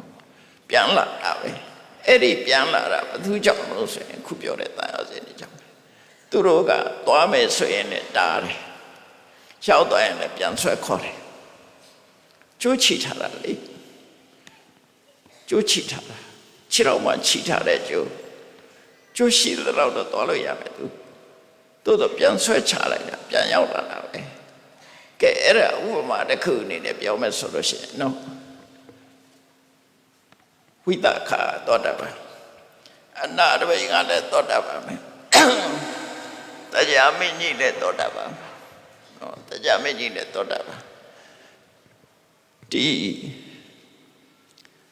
ပိမိတာရမင်းကြီးလည်းသောတာပန်ဖြစ်တယ်ဝိတခာကြတော့သူကအစ္ဆဒတန်ရောစဉ်ရှိနေတော့လည်းပဲသူကြတော့ဘုံစင်စံဖြစ်ပြီးတော့အထက်ပဲသွားတော့တာအောက်ပြန်မလာတော့အဲ့တော့ဝိတခာဘယ်တော့မှပြန်လာမှာမဟုတ်ဘူးအထက်ပဲသွားတယ်ဒါပေမဲ့ဝိတခာကဘယ်ဘုံရောက်နေတော့ဆိုနိဗ္ဗာန်ရတိငါအခုပြောင်းနှစ်ပြေမှာရောက်တယ်အဲ့ဒီကနေပြီးတော့သူအထက်ပဲသွားတော့မှပြန်မလာအနာရဝိတထေတို့လည်းပုံစံစားဆိုပြန်မလာတချို့သောတာပန်ကြတော့ပြန်လာတယ်တရားမင်းကြီးဆိုပြန်လာအောင်မယ်ဒီပြန်ရောက်လာအောင်မယ်ကာမဘုံပြောတာနော်ပြန်လာအောင်မယ်တက္ကရာကံဖြစ်လို့ရှိရင်လည်းကာမဘုံတစ်ခါပြန်လာတာသေးတယ်တက္ကရာကံပြီးဆိုတဲ့အတိတ်ပဲကွာတစ်ချိန်ပြန်လာတယ်လို့ဆိုတဲ့အတိတ်ပဲအဲ့တော့သောတာပန်ကလည်းအစ္ဆဒတန်ရောစဉ်အကုန်မကင်းသေးဘူးကင်းတယ်လို့ကင်းပြီသောတာပန်ကြတော့တက္ကရာဒိဋ္ဌိတိလဝတ္တပရမတ္တဝိသိကိစ္စဆိုတဲ့အဲ့တန်ရောစဉ်တွေတော့ကင်းသွားပြီဒါပေမဲ့လို့ကာမိဆန္ဒနဲ့ပြပါရရှိနေသေးတယ်ဒါကြောင့်တချို့သောတာပန်ကလူပြေကိုပြန်လာမယ်ဒါအစ္ဆဒတန်ရောစဉ်ရှိတဲ့ပုဂ္ဂိုလ်ဒီတိုင်းပဲပြန်ရောက်လာကြတယ်နော်နောက်တစ်ခါဒါရှင်သာရိပုတ္တရာကဒါကိုရှင်းဟောတယ်နောက်တစ်ခါပဟိတတန်ရောစဉ်ဆိုတာကောင်းကင်ဘုံဆိုတဲ့ရူပဘုံအရူပဘုံကိုပါပဲတန်ရောစဉ်ရှိတဲ့ပုဂ္ဂိုလ်ကိုလေပဟိတတန်ရောစဉ်ဆိုတာဒီကိုပြန်မလာတော့ဘူးနော်အဲ့တန်ရောစဉ်နေတော့ရည်တွဲမပြောတော့သူကရူပရာဂအရူပရာခရူပဘုံမှာတွေ့တာတဲ့တန်ရောစဉ်အရူပဘုံမှာတွေ့တာတဲ့တန်ရောစဉ်နော်ပြီးတော့မာနရဲ့ဥဒိစ္စရဲ့အဝိဇ္ဇာရဲ့အဲ့ဒီ၅ခုကဖိဒတန်ရောစဉ်လို့ခေါ်တယ်နော်အဲ့တော့ဒီမှာတော့အစ္ဆဒတန်ရောစဉ်ကိုပဲဒီကထပြောတာရှင်သာရိပုတ္တရာကအဲ့တော့ဗဟိတတန်ရောစဉ်ရှိတဲ့ပုဂ္ဂိုလ်ဆိုတာဘယ်လိုပုဂ္ဂိုလ်လဲခုနကဝိတခာတို့ကြတော့ဒီကိုပြန်လာမှာမဟုတ်ဘူးပြန်လာဗဟိတတန်ရောစဉ်ဆိုတာရူပဘုံအရူပဘုံတစ်ဆင့်နဲ့တစ်ဆင့်မြင့်သွားတဲ့ဘုံတွေပေါ်မှာသွားတာတချို့အရိယပုဂ္ဂိုလ်တွေကပုံစံစံအထက်ပဲတက်သွားတယ်အောက်ပြန်မလှည့်တော့အဲ့ဒီပုဂ္ဂိုလ်မျိုးတွေကိုရည်ညွှန်းတာအဲ့ဒါဗဟိတတန်ရောစဉ်ဆိုတာ ရူပဘုံအရူပဘုံမှာတန်ရောစဉ်ရှိတဲ့ပုဂ္ဂိုလ်လို့သူတို့ဆိုလို့တယ်နော်တန်ရောစဉ်ရှိတယ်အဲ့တော့သောတာပန်တဂရကံတချို့ကပြန်မလာဘူးအဲ့ဒါကတစ်ခုအဲ့ဒီသောတာပန်တဂရကံကဝိပဿနာတရားကိုဆက်အားထုတ်တယ်ဝိပဿနာတရားကိုဆက်အားထုတ်တဲ့အခါကျတော့အနာဂတ်ထိဖြစ်တယ်နော်အနာဂတ်ဥပမာဒီဝိသခါရောဆိုလို့ရှိရင်နိဗ္ဗာန်ရတ္တိပုံအဲ့ဒီကနေပြီးတော့တရားအထုတ်လိုက်လို့ရှိရင်သူကသုရဝတ္တပုံအနာဂတ်ဖြစ်ပြီးတော့သုရဝတ္တပုံရောက်သွားမယ်သုရဝတ္တပုံမှာပုံစံဆံပြီးတော့ဒီအောက်ပြန်မလာတော့ဘူးတချင်နော်ပြန်မလာဘူးဆိုတဲ့အဓိပ္ပာယ်ကအလဲမလာတာကိုပြောတာမဟုတ်ဘူးဘဝတစ်ခုထပ်ပြီးတော့လူလာဖြစ်မှာမဟုတ်ဘူးနိုင်ငံခြားရောက်ပြီးပမာပြေတော့အလဲတော့လာခြင်းလာမှာပေါ့နိုင်ငံခြားရောက်နေတဲ့ပုဂ္ဂိုလ်သို့တော့ဒီမှာ17တောင်နေဖို့မရှိတော့ဘူးအဲ့လိုပြောတာနော်အဲ့တော့ဝိသခါရောကအလဲတော့လာခြင်းလာမယ်ဘဝအနေနဲ့ဒီမှာပြန်ဖြစ်မှာမဟုတ်ဘူးကာမဘုံပြန်ဖြစ်မှာမဟုတ်ဘူးဒါကြောင့်မို့သူတို့ကိုဗေဒတန်ရောစဉ်ရှိတဲ့ပုဂ္ဂိုလ်လို့ပဲခေါ်လိုက်တယ်နော်ခဏခေတ်လူတွေလည်းရှိတာပဲလေကိုယ်နိုင်ငံတန်ရောစဉ်ပြတ်ပြီးတော့တစ်သက်လုံးနိုင်ငံညာနေသွားတဲ့ပုဂ္ဂိုလ်မျိုးပေါ့ပြောမယ်ဆိုရင်ဒါနားလည်အောင်ပြောပြတာပါနော်နောက်တစ်ခုကတချို့ပုဂ္ဂိုလ်တွေကြတော့သူကသမဘတ်တိရပြီးတော့ငြိမ်သက်အေးချမ်းနဲ့စာပေညင်တွေနဲ့ရပြီးတော့ပြမပြေထိရောက်သွားတယ်တော့ဝိသခါရောဆိုတာပြမပြေမရောက်ဘူးလေနတ်ပြေမှာပဲရှိသေးတာဟုတ်အနာရဝိတ္ထေကြီးကတုတ်တိတနတ်ပြေမှာရှိတယ်သူတို့လည်းပြန်မလာဘူးတချို့ပုဂ္ဂိုလ်ကြတော့ဗေဒတန်အစဉ်ရှိတဲ့တချို့ပုဂ္ဂိုလ်ကြတော့ပြမဖြစ်သွားတယ်ပြမဖြစ်သွားပြီးတော့သူကသောတာပန်ပြမတဂရကံပြမဖြစ်သည့်အတွက်ကြောင့်ပြန်မလာတော့ဘူးအရိယပုဂ္ဂိုလ်တွေကပြန်ပြီးတော့အနှိမ့်ကိုဘယ်တော့မှမစင်တော့ရှေ့ပဲသွားတော့တာအဲ့ဒီပုဂ္ဂိုလ်တွေကိုလည်းပဲဒါအနာဂံလို့ပြောတာပဲပြန်မလာတဲ့ပုဂ္ဂိုလ်ပေါ့နော်အဲ့ဒါကြောင့်မို့ဗေဒတန်ရောစဉ်နဲ့ပတ်သက်ပြီးတော့ရူပဘုံအရူပဘုံမှာတန်ရောစဉ်ရှိတဲ့ပုဂ္ဂိုလ်ကိုခွဲလိုက်မယ်ဆိုလို့ရှိရင်သောတာပန်တဂရကံပြန်မလာတဲ့အနာဂံသုံးမျိုးခွဲလို့ရတယ်နော်သောတာပန်တဂရကလည်းပြန်လာတဲ့သောတာပန်တဂရကရှိတယ်ပြန်မလာတဲ့သောတာပန်တဂရကရှိတယ်အနာဂံဖြစ်တော့ဘယ်တော့မှပြန်မလာဘူးအနာဂံဆိုတာကြတော့ပြန်လာရထုံးစမ်းမရှိတော့သူ့နာမည်ကအနာဂါမိနွန်ရိတနာဆိုဘယ်တော့မှပြန်မလာတော့နော်လူပြည်ကိုတရေတီကိုဘယ်တော့မှပြန်မလာဘူးဖျားဘူးတော့လာကြလာမှာပေါ့ဒီမှာပြန်ပြီးတော့ပရိသေမနေတော့ဘူးလို့ပြောတယ်အဲ့ဒီပုဂ္ဂိုလ်တွေကိုဗေဒတန်ရောစဉ်လို့ခေါ်တယ်ရှင်သာရိပုတ္တရာဟောတာဒီတစ်ခုပဲဟောတာနော်သစ္စာတတန်အဲ့ဒီမှာသောတာပန်ပုဂ္ဂိုလ်ရဲ့တဂရကံပုဂ္ဂိုလ်ရဲ့ဝိပဿနာအနေနဲ့သောဘဝနံယေဝနိဗ္ဗိဒာယဝိရာဂယနိရောဓယပฏิปันโนရူပဘဝအရူပဘဝပေါ်မှာညိသောကာမနံယေဝခုနပြောတဲ့နှစ်သက်စရာကာမဂုဏ်အာယုန်နေနော် sensual pleasure လို့ခေါ်တယ်မျက်စိနဲ့မြင်ရတဲ့အစင်းနားနဲ့နားထောင်ရတဲ့အသံနှာခေါင်းနဲ့နှမ်းရှူရတဲ့အနံ့လျှာနဲ့ရတာခံရတဲ့အရာသာခန္ဓာကိုယ်နဲ့ထိတွေ့ရတဲ့အထိတွေ့ဆိုတာတခြားပြောတာမဟုတ်ဘူးအခုပူးနေတယ်မဟုတ်လားပူးနေတာမကြိုက်ဘူးမဟုတ်လားရတောင်လေးခတ်လိုက်တော့အေးမသွားဘူးလားအဲ့ဒါလည်းအထိတွေ့ပဲထိတွေ့ဆိုတာရှင်းနေဟုတ်လားကျမ်းကြီးကမာနေတယ်ဆိုရင်ထိုင်ရတာမာတရောကြီးမကြိုက်ဘူးလေအီဆက်ဆက်လေးဆိုကြိုက်တယ်လေအဲ့ဒါကိုပြောတာအထိတွေ့ဆိုတာနော်အဲ့ဒီကစတာအဲ့တော့အဲ့ဒီပေါ်မှာတာယာတဲ့လောဘကာမဆိုတာနှစ်ခုရှိတယ်ပစ္စည်းဝတ္ထုအာယုံကိုလည်းကာမလို့ခေါ်တယ်အဲ့ဒါကိုတာယာတတ်တဲ့ခိရိတာတဏှာကိုလည်းကာမလို့ခေါ်တယ်ပယ်ရမှာက ခုနနှစ်သက်စရာအာယုန်တွေကိုပေါ်ပေးရမှာမဟုတ်ဘူးနှစ်သက်စရာအာယုန်တွေပေါ်မှာတွေ့တာတဲ့ကာမိဆန္ဒတဏှာကိုပဲပေးရမှာနော်တဏှာကိုပဲစွန့်မှာဖြစ်တယ်အဲ့ဒီတဏှာကိုငြိမ်းအေးဖို့ငြိမ်းအေးစေဖို့အတွက်ကျင့်တယ်ဝိပဿနာတရားအားထုတ်တယ်အဲ့တော့ဝိပဿနာတရားအားထုတ်တယ်ဆိုဘလို့အားထုတ်တာကာမဂုဏ်ရဲ့အပြစ်ကိုစဉ်းစားကြည့်ဆိုပါစို့မျက်စိနဲ့အစင်အာယုံဆုံတွေ့တယ်မျက်စိကလည်းကောင်းတယ်အစင်အာယုံကလာပြီးတော့ထင်ဟပ်တယ်ထင်ဟပ်လိုက်တဲ့အခါကျတော့မြင်သိစိတ်ဖြစ်လာတယ်မြင်သိစိတ်နဲ့အတူတကွဖတ်တာဆိုတဲ့အာယုံနဲ့ဆက်သွယ်မှုဖြစ်လာတယ်ဆက်သွယ်မှုဖြစ်လာတော့စိတ်ခံစားချက်ဖြစ်လာတယ်မြင်တဲ့အာယုပေါ်မှာစိတ်ခံစားချက်ဆိုတာဘာလို့ကိုယ်နဲ့အစဉ်ပြေရင်ဒုက္ခကိုမြင်လိုက်ရတဲ့ဟာကအစဉ်မပြေတာကြီးဆိုရင်ဒုက္ခ comfortable နော်မျက်စိတွေမှာမြင်တာရှိတယ်ပေါ့လားအစဉ်မပြေတာမြင်တာရှိတယ်အစဉ်ပြေတာမြင်တာကိုကြိုက်တာမြင်တာရှိတယ်ကိုမကြိုက်တာမြင်ရတာရှိတယ်အတန်လည်းအထုတူပဲကိုကြိုက်တဲ့အတန်ကြားရင်စိတ်ကအစဉ်ပြေတယ်ကိုမကြိုက်တဲ့အတန်ကြားရင်စိတ်ကဆန့်ကျင်ပဲဖြစ်တယ်အဲ့ဒါကိုလောဘဒေါသလို့ပြောတာနှာခေါင်းကအနံ့ကလည်းပုတ်စော်နှံလိုက်တာမကြိုက်တာဒေါသဟာဒီနှံလေးကမှုေးလိုက်တာဒီပန်လေးကမှုေးလိုက်တာကြိုက်တော့ပြန်လောဘဒါရှင်းရှင်းလေးပဲမြတ်စွာဘုရားဟောတာလူတွေပါအစာအသောက်ကလည်းထို့တူပဲကိုကြိုက်တဲ့အစာစားလေးဆိုရင်လောဘမကြိုက်တဲ့အစာစားဆိုရင်ဒေါသစัจ jena ဒေါသလို့ခေါ်တာဟိုစိတ်ဆိုးပြီးတောင်းဆဲမြောက်ဆဲပြောမှဒေါသဖြစ်တာမဟုတ်ဘူးကိုယ်စိတ်ထဲမှာစัจအနုရောဓဝိရောဓအနုရောဓဆိုတာဖိပါပေးတာဝိရောဓဆိုတာအခိတ်ဖြစ်တာ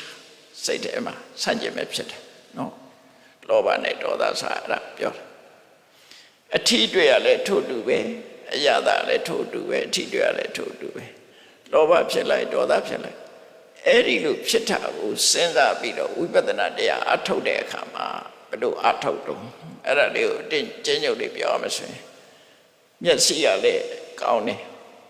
မျက်စိပြက်နေတော့မရဘူးမျက်စိကလည်းကောင်းတယ်အစင်အာယုံကလည်းမျက်စိမှာလာထင်ဟပ်တယ်အကြောင်းတစ်ခုရှိတော့ပြီနော်မျက်စိကောင်းရင်အစင်အာယုံထင်ဟပ်ခြင်းဒီနှစ်ခုပေါင်းလိုက်တာ ਨੇ မြင်သိစိတ်ဒီထဲမှာ attention ဆိုတာလေးပါသေးတယ်နော်တချို့သုတ်တံမှာထဲဟောတယ်သုတ်တံတော်တော်များများမဟောဘူးအဲ့ဒါ attention တတိထားမိတာလေးပေါ့နော်တတိထားမိကလည်းရှိရသေးတယ်အဲ့တော့မျက်စိကလည်းကောင်းတယ်အစင်အာယုံကလည်းနဲ့ကိုယ်ကလည်းတတိပြုတ်လိုက်တယ်မြင်သိစိတ်လေးပေါ်လာတယ်မြင်သိစိတ်နဲ့အတူဖတ်တာဆိုတာပေါ်လာတယ်မြင်သိစိတ်နဲ့အတူစိတ်ခံစားချက်ဆိုတာပေါ်လာတယ်ကဲအဲ့ဒီအချက်တွေဟာမြင်သိစိတ်ကဘယ်သူကြောင့်ဖြစ်တာကံကြောင့်ဖြစ်တာကံကပေးတာအမေကပေးတာလည်းမဟုတ်ဘူးကုသကံကပေးတယ်ကမ္မဇာယုတ်လို့ခေါ်တယ်အဲ့ဒီကမ္မဇာယုတ်မှာလာထင်တဲ့အစင်အာယုံကစတုဇာယုတ်ကံစိတ်ဥဒုအာဟာရအကြောင်းလေးပါကြောင့်ဖြစ်တာနော်အဲ့ဒီအကြောင်းလေးမျိုးကြောင့်ဖြစ်တာထင်ရှားလာအဲ့ဒီရုပ်ချင်းတိုက်လိုက်တဲ့အခါမှာအတန်ပေါ်တာစီတီးတာနဲ့တူတူပဲစီနဲ့တုံနဲ့တွေးလိုက်တဲ့အခါမှာခုနခေါင်းလုံးတန်နေကြားလိုက်တယ်မဟုတ်လားတီးတယ်လို့နှစ်ခုပေါင်းလိုက်မှဒီအတန်ပေါ်လာတာအဲ့တော့မျက်စိထဲမှာဒီမြင်သိစိတ်ရှိနေလားမရှိဘူးထုပ်ထဲမှာရှိလားအဆင်အာယုန်ထဲမှာရှိလားမရှိဘူးတိုက်လိုက်လို့ပေါ်လာတာနှစ်ခုစလုံးဟာအကြောင်းကြောင့်ဖြစ်တာမျက်စိကလည်းရုပ်တရားအဆင်အာယုံကလည်းရုပ်တရားအဲ့ဒီနှစ်ခုစုံနိုင်လို့ဖြစ်လာတယ်မြင်သိစိတ်ကြတော့နတ်တရားသူနဲ့အတူပါလာတဲ့ဖတ်တာထိတွေ့မှုဆိုတာနတ်တရားစိတ်ခံစားမှုဆိုတာနတ်တရားဟောကြည့်လိုက်ရင်ရုပ်နဲ့နတ်နှစ်မျိုးတည်းပဲအဲ့ဒီထဲမဲ့ဒီလိုအကြောင်းလေးရှိတဲ့ထဲမဲ့မျက်စိပြက်နေရင်လည်းမြင်သိစိတ်ဆိုတာမဖြစ်ဘူးမျက်စိတော့ကောင်းတဲ့အဆင်အာယုံမထင်ဘူးဆိုရင်လည်းမြင်သိစိတ်မဖြစ်ဘူးအဲ့တော့သူဟာဆရာအကြောင်းတစ်ခုပေါ်မှာမိပြီးတော့နေရတာသူကသူရတည်နိုင်တာမဟုတ်ဘူးရတည်နိုင်တာအဲ့ဒါလို့သိလိုက်တာနဲ့တပြိုင်နက်ဒါဝိပဿနာလမ်းကြောင်းပေါ်ရောက်သွားတယ်မျက်စိကလည်းမမြဲဘူးမြင်အဆင်အာရုံကလည်းမမြဲဘူးအဲ့ဒီမမြဲတဲ့အကြောင်းနှစ်ခုကိုဆွဲပြုတ်ပြီးတော့ဖြစ်ပေါ်လာတဲ့မြင်သိစိတ်ဆိုတာဘယ်မှာမြဲမလဲမြတ်စွာဘုရားကဘယ်လိုဟောတော့ဆို အနိစ္စတံဘူတံကုတောနိစ္စံဘောဣတတိမမြဲတဲ့မျက်စိမမြဲတဲ့အစဉ်အာယုန်နှစ်ခုကိုအကြောင်းပြုပြီးတော့ဖြစ်ပေါ်လာရတဲ့မြင်သိစိတ်လေးကဘယ်လိုလုပ်မြဲမလဲအမေကလည်းသိတတ်တယ်အဖေကလည်းသိတတ်တယ်သိတတ်တဲ့အမေသိတတ်တဲ့အဖေနဲ့ပေါင်းစပ်ပြီးတော့မွေးလာတဲ့ကိုကဘယ်လိုလုပ်ပြီးတော့မသိပဲရှိမလဲဒီလိုဆိုလိုတာပဲဟုတ်လားအကြောင်းတရားကမမြဲဘူးဆိုရင်သူကြောင့်ဖြစ်လာတဲ့အကျိုးတရားဘယ်လိုလုပ်မြဲမလဲ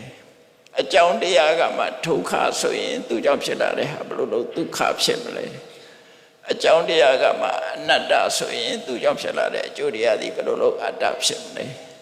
အဲ့ဒီလိုဆင်ញင်လိုက်လို့ရှိရင်ခုနပြောတဲ့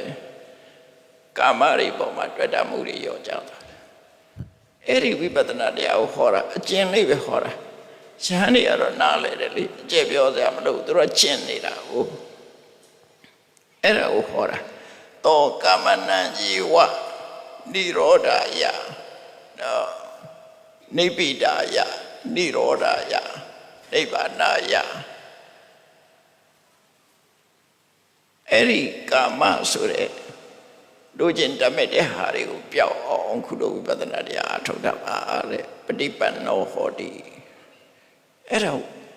ဘသူအတွက်ဟောလိုက်တာတော့ဆိုသောတာပန်သက္ကရာကနေအတွက်အနာဂတ်ဖြစ်ဖို့လမ်းကြောင်းပေးလိုက်တာအဲ့ဒီကာမအာယုန်တွေကိုစွန့်လွတ်နိုင်ဖို့လမ်းကြောင်းပေးတာထို့တူပဲဘဝနံယေဝနိဗ္ဗိဒာယရူပဘုံအရူပဘုံဆိုတဲ့ပြမဘုံတွေကတတန်းရှိတယ်ကဘာချီပြီးတော့အသက်ရှိတယ်ဒါပေမဲ့လို့သိဆုံးခြင်းမှာပဲအဆုံးသတ်မယ်ဘဝဟာနောက်ဆုံးဆုံးသတ်မယ်အဲ့ဒါကိုသိရင်ဒီဘဝဟာလည်းပဲမြဲတာမဟုတ်သည့်အတွက်ကြောင့်မမြဲတဲ့ဘဝပေါ်မှာညှိဝေးလာအောင်ပြဿနာတရားအထုတ်ကိုပေးတာနောက်တစ်ခုကနော်ကာမတွေပေါ်မှာညှိဝေးဖို့ဘဝအပေါ်မှာညှိဝေးဖို့တွေ့တာမှုဆိုတဲ့တဏှာကုန်မှုတတ်မဲ့မှုဆိုတဲ့လောဘကုန်မှုဝိပဿနာတရားအထုတ်ပါ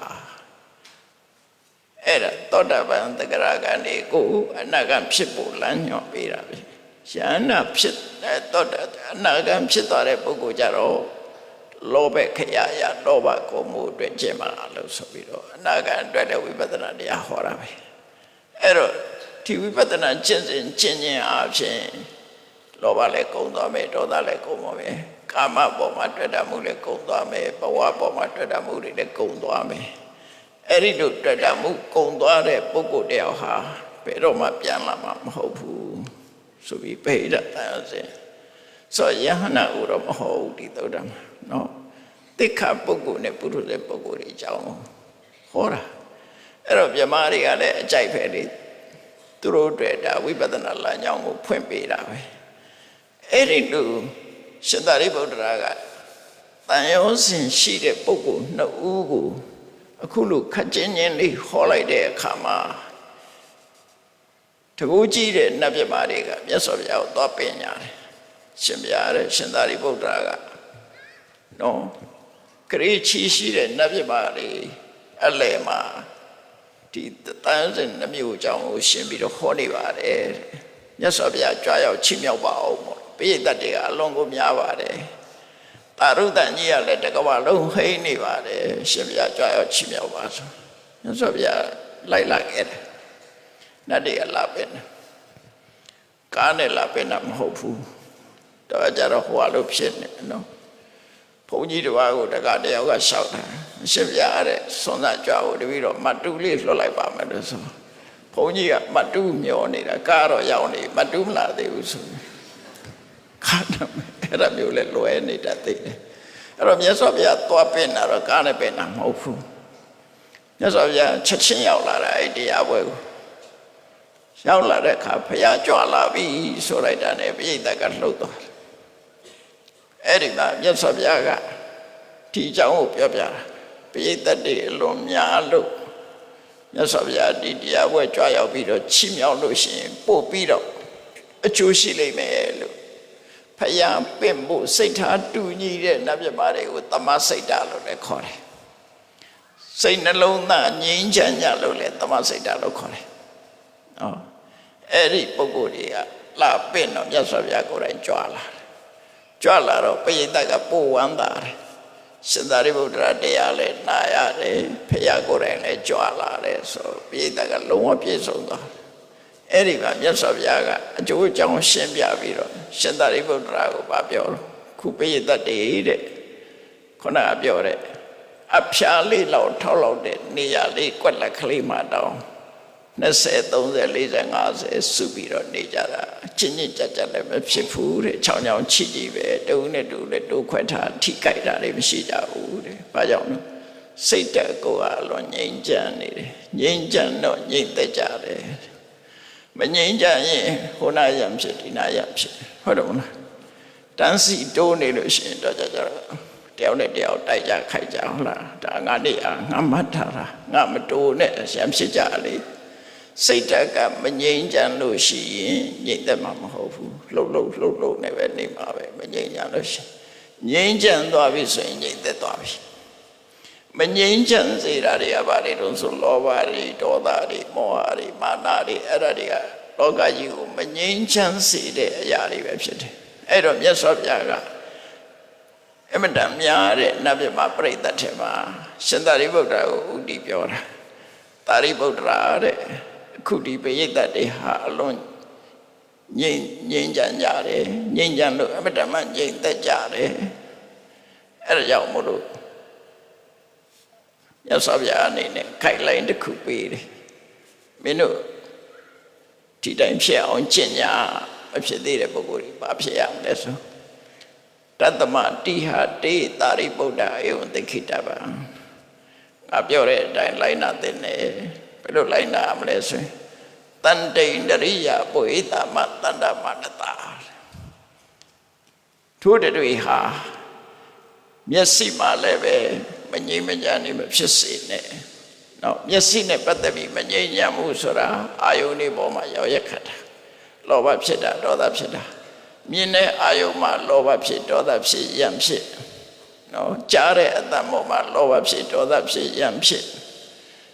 အနံ့ရတဲ့ပုံမှာဒေါသဖြစ်ဟိုအိမ်တောင်အိမ်ကတော့ဘာလို့ငရုတ်တိတွေကြော်နေတယ်ဆိုရံဖြစ်မြောက်အိမ်ကငရုတ်တိကြော်တယ်ဆိုရံဖြစ်အနံ့နဲ့ပတ်သက်ရံဖြစ်တာလေအဲ့ဒီတို့ကိုမခံနိုင်တဲ့အရာလားစင်ကာပူမှာဆိုရင်ဟိုတယ်ပါဒူရင်တိတောင်စားလို့မရအောင်ကြလားဒူရင်တိစားရင်မောင်းထုတ်ခံတချို့တွေအဲ့ဒါလက်တွေ့မောင်းထုတ်ခံဒူရင်တိစားရင်နံ့တယ်လေတွင်းသည်စားရင်နမ်းတယ်အနမ်းမခံတဲ့လူကပြောတာပဲအဲ့တော့အဲ့ဒါလို့ပေါ့ကာမဂုဏ်အာယုန်နဲ့ပတ်သက်ပြီးတော့မျက်စိနဲ့ပတ်သက်ပြီးတော့လေမငြိမ်ညံ့ဘူးလောဘဖြစ်တယ်ဒေါသဖြစ်တယ်နားနဲ့အတန်ကြပြီးတော့လည်းမငြိမ်မချမ်းဖြစ်တယ်နှာခေါင်းနဲ့အနံ့ရပြီးတော့လည်းမငြိမ်မချမ်းဖြစ်တယ်လျှာနဲ့အရသာခံပြီးတော့လည်းမငြိမ်မချမ်းဖြစ်တယ်အထီးတွေနဲ့ပတ်သက်ပြီးတော့လည်းမငြိမ်မချမ်းနေဖြစ်တယ်အဲ့ဒီမငြိမ်မချမ်းမဖြစ်အောင်တို့တွေဟာငြိမ်ချမ်းအောင်နေကြမယ်ငြိမ်သက်အောင်နေကြမယ်အဲ့ဒီတိုင်းဖြစ်အောင်လုပ်ပါမြတ်စွာဘုရားဟောတာနော်မျက်စိနာနာလျှာကာယနဲ့ပတ်သက်ပြီးတော့အဲ့ဒီပေါ်မှာအငြင်းခုန်ရမဖြစ်ကြနဲ့ဒေါသမဖြစ်ကြနဲ့ကိလေသာတွေမဖြစ်စေနဲ့ငြိမ်ချမ်းအောင်နေငြိမ်ချမ်းလို့ရှိရင်အတ္တမကြတော့ငြိမ်သက်တယ်ဟုတ်တယ်မလားမငြိမ်ချမ်းဘူးဆိုအတန်ကကြားနေမှာပဲထုံတိုင်းအတန်နဲ့ကြားနေငြိမ်ချမ်းတဲ့စီမှာဆိုရင်တော့ဒီအတန်မကြားရဘူးမငြိမ်ချမ်းတဲ့စီဆိုအတန်ကြားမှာဟိုအစ္စရိသွားကြည့်လိုက်ပါအခုဝုန်းတိုင်းနဲ့ဖြစ်မငြိမ်ချမ်းလို့ရှိရင်အဲ့ဒါမငြိမ်သက်ဘူးနော်အခုတရားဝဲဘာသာမှမကြောက်ငြိမ်ချမ်းနေတာအဲ့တော့ငြိမ်ချမ်းတော့ငြိမ်သက်တယ်မြတ်စွာဘုရားကအဲ့ဒါလေးကိုဟောလိုက်တာသာရိပုတ္တရာငါတို့ငြိမ်းချမ်းတဲ့အိမ်ကြီးရှိအောင်နေမယ်ငြိမ်းချမ်းတဲ့စိတ်ငြိမ်သက်တဲ့စိတ်ရှိအောင်တို့တွေကျင့်ကြကြမယ်အဲ့ဒါကြမှာငါတို့ပြုလိုက်တဲ့ကာယကံတွေကလည်းပဲငြိမ်သက်မယ်ငြိမ်ချမ်းမယ်ဝစီကံတွေကလည်းပဲငြိမ်သက်မယ်ငြိမ်ချမ်းမယ်မနောကံတွေကလည်းငြိမ်သက်မယ်ငြိမ်ချမ်းမယ်ဟုတ်တယ်လေစိတ်ကမှမငြိမ်သက်ရင်ဆဲတာပဲမဟုတ်လားလူတွေကာယကံလည်းမငြိမ်သက်ဘူးဝစီကံလည်းမငြိမ်သက်ဘူးမနောကံဆိုတော့မပြောနဲ့တော့အဲ့ဒီမငြိမ်ချမ်းရင်မငြိမ်သက်ဘူးဆိုတာကိုမြတ်စွာဘုရားက ငြိမ်းချမ်းအောင်ကျင့်ကြပါလို့ဒီ message ကိုပေးတာပဲဖြစ်တယ်ဒီသုတ်တံမှာဒါကြောင့်တရားချစ်ခင်သူတော်စင်ပြိဿပေါင်းတို့ရှင်သာရိပုတ္တရာရဲ့တရားပွဲကိုမြတ်စွာဘုရားကိုယ်တိုင်ကြွရောက်ပြီးတော့ထိုးတဲ့တွေဟာမျက်စိနာနာလျာကာယဆိုတဲ့အိန္ဒြေတွေနဲ့ပတ်သက်လာပြီးတော့ငြိမ်းချမ်းအောင်ငြိမ်သက်အောင်ကျင့်ဆောင်ကြမယ်စိတ်ဓာတ်အနေနဲ့ပတ်သက်ပြီးတော့လည်းငြိမ်းချမ်းအောင်ငြိမ်သက်အောင်ကျင့်ဆောင်ကြမယ်အပြုမူမှန်သမျှငြိမ်သက်ငြိမ်ချအောင်ငြိမ်သက်အောင်ကြိုးစားကြမယ်ဆိုပြီးတော့ကျင့်ကြံကြုတ်ကိုအထောက်ကြပါလို့မြတ်စွာဘုရားကတိုက်တွန်းပြီးတော့ဒီသုတ်တံကိုဆုံးသတ်ထားတာဖြစ်တယ်တရားချစ်ခင်သူတော်စင်ပြိဿပေါင်းတို့မြတ်စွာဘုရားရဲ့အဆုံးအမသည်ငြိမ်းချမ်းခြင်းနဲ့ငြိမ်သက်ခြင်းကိုဖြစ်စေတတ်တဲ့အဆုံးအမဖြစ်လို့ထို့တဲ့တွေဟာဘုရားသားတော်သူတော်များဖြစ်တရားလျော်စွာငြိမ်းချမ်းတဲ့စိတ်နဲ့ငြိမ်သက်အောင်နေနိုင်အောင်ကျင့်ကြံကြုတ်ကိုပွားများအားထုတ်နိုင်ကြပါစေကုန်သတည်း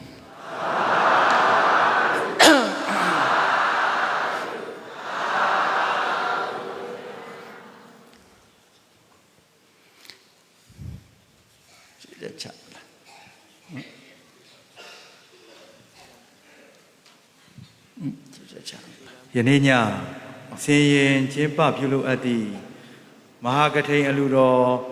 အကျိုးဓမ္မသဘင်တရားဝဲနှင့်ဆက်လင်း၍လှူဒန်းမှုကိစ္စများဆောင်ရွက်ခွင့်ပြုတော်မူပါဖျားဆရာတော်ဘုရားကြီးထံအဆက်စွာလှူဒန်းနိုင်ရန်အတွက်ဆရာတော်ဘုရားကြီး၏ကပ္ပိယကာရကအဖြစ်ကိုချမ်းမြေ့အောင်မှဆောင်ရွက်ပေးပါရန်ပန်ကြားအပ်ပါတယ်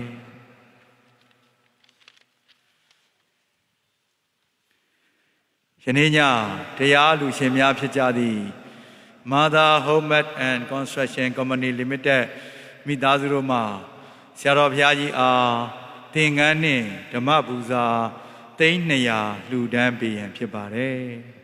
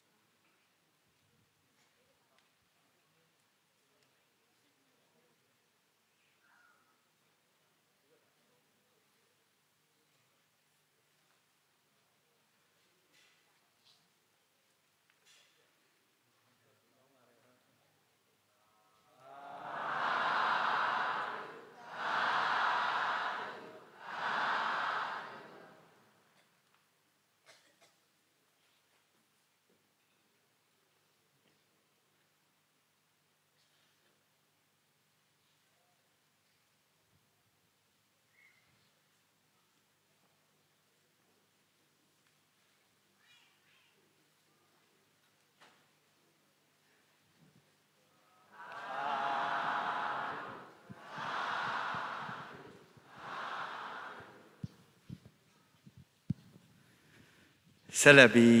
ကိုအောင်နိုင်မတ်ဖြူစင်အောင်ငါးနီပဲခွက်သက်နှင့်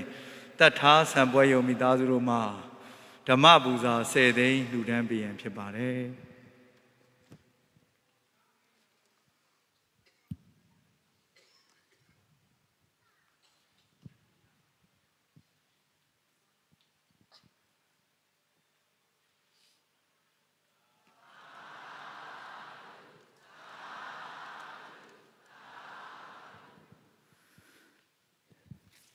ဆက်လက်ပြီးမိခင်ကြီးဒေါ်ချစ်ချစ်အားရည်စူး၍ဥက္ကမောင်ဝေဒေါ်မိုးဆန္နာမြကုံရောင်ထဲဆိုင်မိသားစုတို့မှဓမ္မပူဇာ10သိန်းလှူဒန်းပေးရန်ဖြစ်ပါတယ်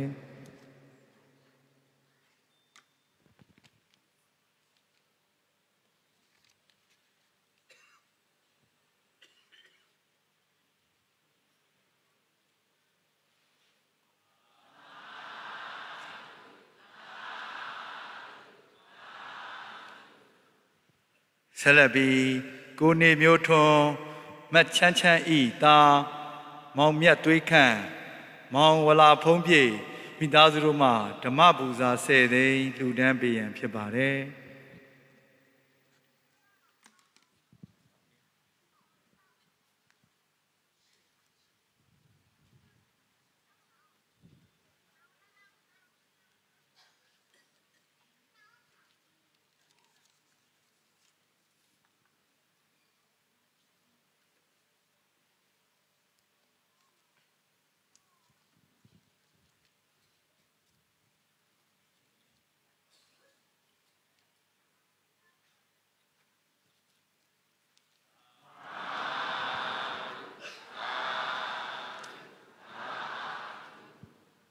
ဆက်လက်ပြီးကွယ်လွန်သူမိခင်ကြီးဒေါ်တန်တန်ဆိုအားရည်စူး၍တမီဒေါ်လွင်လွင်စောမကျေးဇူးတော်ရှင်ဗမာခကျုပ်ဆရာတော်ဘုရားကြီး၏ကျွန်းကနုတ်ပေါင်ဓာတ်ပုံ10ပုံတို့အားလှူဒန်းပေးရန်ဖြစ်ပါတယ်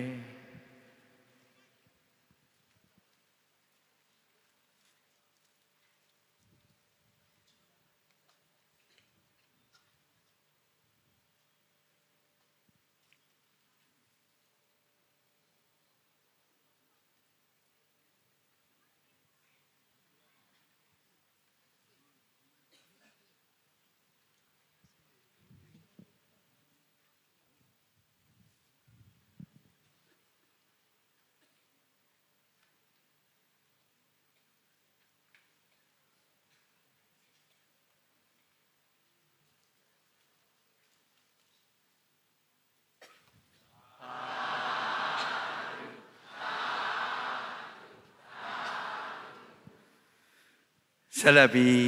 ကိုဖြိုးနှင့်ညီမြမိသားစုတို့မှကြောက်စင်းတို့ရုပ်ပွားတော်တဆူနှင့်တကွဖျားပလင်တို့အားလှူဒန်းပါတယ်တာဓုအနုမောဒနာခေါ်ဆိုကြပါခင်ဗျာ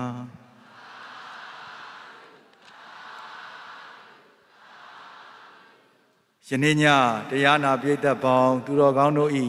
အများပေါင်းစုလူသန်းသည့်ဓမ္မပူဇာတိန်110 25,650ကျပ်တို့အားအများကိုစားမာသာ Trading Company မိသားစုများမှလှူဒန်းပေးရန်ဖြစ်ပါတယ်